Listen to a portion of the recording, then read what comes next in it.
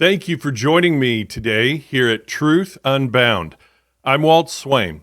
So in light of the recent Supreme Court decision overturning Roe v. Wade, can I ask you a question? What does a violinist and abortion have anything to do with each other? Oh yes, we're going to go there. We're going to find out the answers God gives us about it.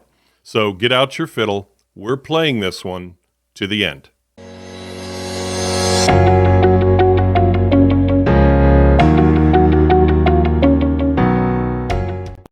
Hey, just before we dive full into our topic today, Truth Unbound is being heard literally around the world in the U.S., and it's starting to help people. It's helping people find God's truth, to understand it with what is going on today in real life, and with it, the gospel is being preached. To God be the glory, and thank you for listening and sharing it with others. So to do more of this and keep spreading the word, click like, hit all notifications, subscribe, follow, and share the podcast on your Facebook page, Instagram, text, however you can. And thank you again. Now, back to that violin and abortion problem. Judith Jarvis Thomson was an American philosopher, and she wrote throughout her career on ethical issues and other topics. But this particular theory we'll describe in just a moment was presented by Thomson and was called a defense of abortion. It was in the academic journal Philosophy and Public Affairs in their fall of 1971 edition. Now, inside her kind of rambling article, here's the key theory she presents to defend the so-called right of a woman to have an abortion. Here's what she says, quote, "Now let me ask you to imagine this. You wake up in the morning and find yourself back to back in bed with an unconscious violinist, a famous unconscious violinist. And he's been found to have a fatal kidney ailment, and the Society of Music Lovers has canvassed all the available medical records and found that you alone have the right blood type to help. They have therefore kidnapped you. And last night, the violinist's circulatory system was plugged into yours so that your kidneys can be used to extract poisons from his blood as well as your own. The director of the hospital now tells you, look, we're sorry the Society of Music Lovers did this to you. We would never have permitted it if we had known. But still, they did it, and the violinist is now plugged into you. To unplug you would be to kill him. But never mind, it's only for 9 months. By then, he will have recovered from his ailment and can safely be unplugged from you. Is it morally incumbent on you to accede to this situation? No doubt it would be very nice of you if you did. A great kindness. But do you have to accede to it?" She adds this later in the same article. "If you do allow him to use them," meaning your kidneys, "it is a kindness on your part and not something you owe him." Now she adds more to this, but that's her core argument, and we'll find out a poor one at that. Now, there's an added twist later on, but so just hold on with me and we'll address it then. So how does this explain the right to an abortion? Well, what Thomson is saying is that the unwanted baby cannot be forced upon her to be carried in her womb or her uterus. Now, remember I used the word uterus. I did, not her, and we'll get back to that. Now, the baby is unexpected and not wanted and is considered an invader to her body and her right to life. And so she can eliminate that baby regardless of the consequences to the child, just like the woman who does not have to keep the violinist alive and cannot be forced to keep him alive. Now, it's very clever and it sounds airtight, but it really isn't. So here's a few takedowns. Takedown number 1. The violinist is not attached to her by any natural biological process. He is artificially connected to her through wires and tubes and all that. A baby, on the other hand, is naturally the result of the joining of two human beings of the opposite sex. The baby is not some kind of strange tiny person or alien or parasite invading her uterus against her will. Takedown number 2.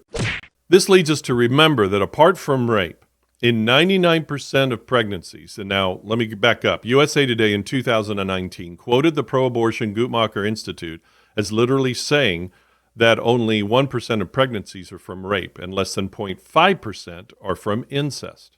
But anyway, in 99% of pregnancies, The pregnancy was the natural biological result of a consensual sexual union.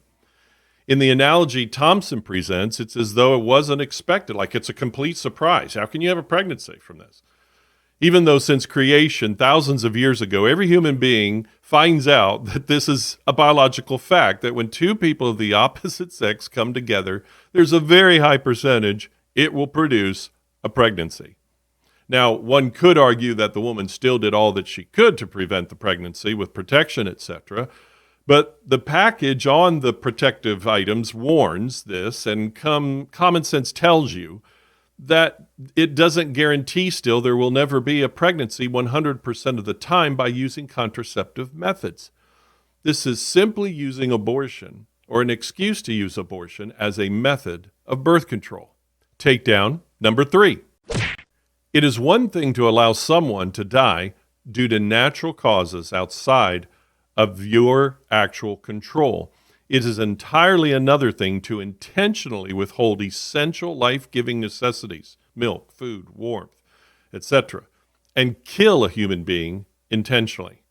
Now, Thompson is correct in one way. It would be an act of kindness and very noble to allow the violinist to remain connected to the woman, but she's not obligated to allow it to happen. The violinist is connected because of an outside illness that will take his life. A baby is an internal, life-giving result of the physical act of love of that woman with a man. Takedown number 4. The woman is not the only victim here in this analogy. The violinist, even if incapacitated, is really also a victim because he's being forced to be connected to her as well. A baby did not ask to be conceived and brought into your life. Again, it is the natural result of a God-designed process of human reproduction. So the baby, and in this case you can include rape and incest, the baby is a victim of circumstance, and if killed by an abortion is also a murder victim. The baby's life is taken against his or her will. Takedown number 5. What we also see, without saying it directly, is Thompson's analogy being entirely about the soundbite chanted endlessly by pro-abortion activists, and that is, my body, my choice. But it's not just about bodily freedom. They're really wanting bodily autonomy. No controls or restraints on the use of our body.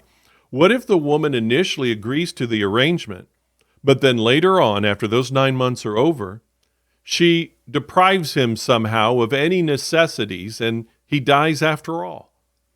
Well, that would be called murder, or at best, maybe voluntary manslaughter. Nevertheless, it's an intentional taking of life. But if she refuses to help him while he is in that coma, then it's considered morally permissible for her to unplug herself from him. Also remember this, it isn't simply detaching a baby from the womb, such as with the violinist, and he dies a slow death. The baby is violently dissected by a machine, and in some abortions recorded on ultrasound, in the past, a baby is actually seen pulling back and away as though trying to escape from its attacker in the womb. Now, what about that uterus we said we'd come back to later? Well, we've arrived at that moment. Stephanie Gray Connors, a pro-life speaker and debater, she debated a pro-abortion professor at one time. And he goes on a tangent theory from the violin analogy by saying that what if your child's kidney fails and he needs a kidney transplant and you're the only one in the entire world that matches him to give him your kidney and he lives? But should you as a parent be forced by law to give that child one of your kidneys? Well, the answer is and should be no. The parent should not be forced to, but only on grounds of a free will choice of great compassion to do so. His point was this, that the woman should therefore not be legally obligated to allow her womb, her uterus, to be used by the baby.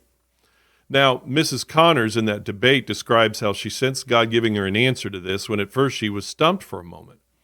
And here's what she said in response, basically is this: the kidney is designed and exists for a person and their body alone. But the uterus is unique in that it is literally designed and exists to be used by and bring another human being, a person, into the world. Now, based on that, then, the baby actually has a human right to inhabit and be born out of the woman's uterus as well. Well, by the way, the link to the video of this, of her describing all this, is in the description of this podcast. Now, lastly, the interesting part of this violinist analogy is that for it to work at all, the pro-abortionist has to concede that the baby is not a clump of cells, but is indeed actually a human being and is a person. Now, this goes against the vast majority of pro-abortionists who scream loud and clear all the time that the fetus is just a clump of cells and isn't human yet, and definitely not a sentient person. So that's a big oops for the violin analogy. So what then does God say in his truth to all this? And there's so much we could read, but we're going to read simply from Psalm 139, verses 13 through 18. And it says enough. This passage says this: "For you formed my inward parts, you covered me in my mother's womb. I will praise you, for I am fearfully and wonderfully made. Marvelous are your works, and that my soul knows very well. My frame was not hidden from you when I was made in secret and skillfully wrought in the lowest parts of the earth. Your eyes saw my substance, being yet unformed, and in your book they all were written, the days fashioned for me, when as yet there were none of them. How precious also are your thoughts to me, O God! How great is the sum of them! If I should count them, they would be more in number than the sand." God's truth says that each human being is made by God and made by God to be unique and special, made in his image. No baby is a piece of trash to be thrown in the toilet or trash can or to be used for experiments. That baby's a human being, a person made in the image of God. And God says that you and I are made in his image, but we are far from him forever due to our sin. Yet through Jesus alone, the Son of God himself, coming down to die on the cross and raised from the dead, you are given the opportunity to turn from that sin and believe in him. And in so doing, he grants you forgiveness of sin and gives you eternal life. And I hope that you will make the decision. If you haven't already, I hope you make the decision today to simply tell him, God, I'm a sinner. You died for me on the cross for my sin. You took my punishment. You rose from the dead. I believe in you. I believe in what you did. Forgive me. Receive me as your own. Here's my life. I'm yours. Now, if you made that choice to receive and follow Jesus, then let us know here at Truth Unbound, and we will get you connected to the next steps in your new faith in Christ. And if you're a lady struggling with a pregnancy, that you're scared now to carry this child and bring into this world, I have put a number to call right here.